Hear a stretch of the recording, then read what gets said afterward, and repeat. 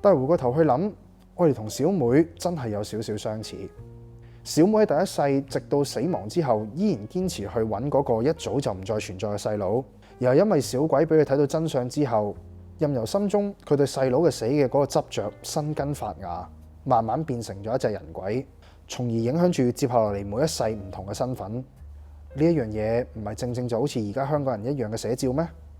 香港過去輝煌，現今嘅香港人好執着咁，亦都好小心翼翼咁一點一滴，希望將佢哋揾翻。好似只要香港能夠重回巔峰，我哋本來應該擁有嘅嘢就會莫名其妙咁自動翻返去我哋身邊。但係回過頭去睇，其實而家香港嘅情況，同樣都係我哋每一個香港人所做過嘅選擇所產生出嚟嘅結果。不論好壞，